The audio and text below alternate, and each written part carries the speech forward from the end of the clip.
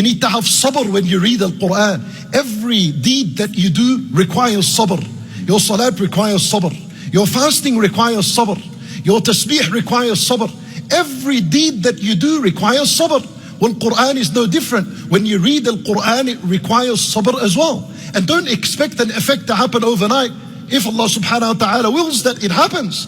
But what is expected from you is that you continue in your recitation of the Quran and you don't give up.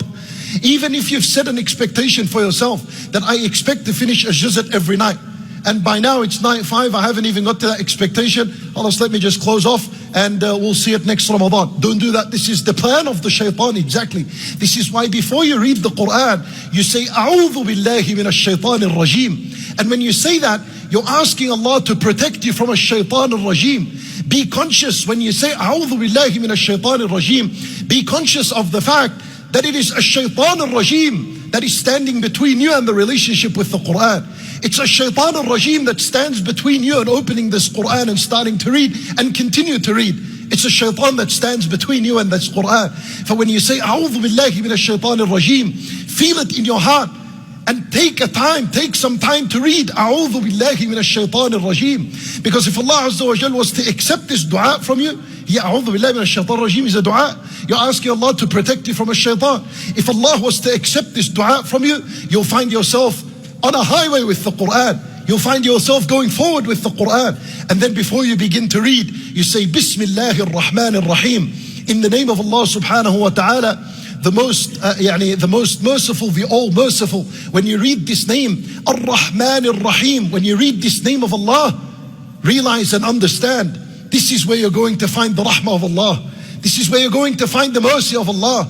And this is the garden of His mercy and the garden of His blessing. This is where the kindness and the compassion and the gentleness and the mercy is found within this book.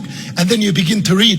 And one very important tip that you're supposed to do as you read this Quran and begin to draw nearer and nearer to this Quran, convert every ayah into a dua. Convert the ayat you read into a dua. So when you begin and you say, Alhamdulillahi Rabbil Alameen, Ar-Rahman Ar-Rahim, and you realize and you understand that Ar-Rahman Ar-Rahim are two names of Allah Azza wa Jal, stop there. Or raise your hand and ask Allah Azza wa Jal to bestow His mercy upon you. You read Maliki Yawmiddin, the King and the Owner and the Master of the Day of Judgment. Stop and say, Oh Allah, make that day easier upon me and my family and the Muslims. Iyaka na'bud, you alone we worship. Stop and say, Oh Allah, a'inni ala dhikrika wa shukrika wa husni ibadatik. Help me and aid me and support me to continue in your worship. And every ayah like this, stop and make a dua. And don't use the excuse that, what about if I don't know what I read? 100% you've already known, and you come across words like an-nar, al-jahim, al-jannah, maghfirah, adhab, sayyi'at. When you come by these words, which you know their meaning, stop.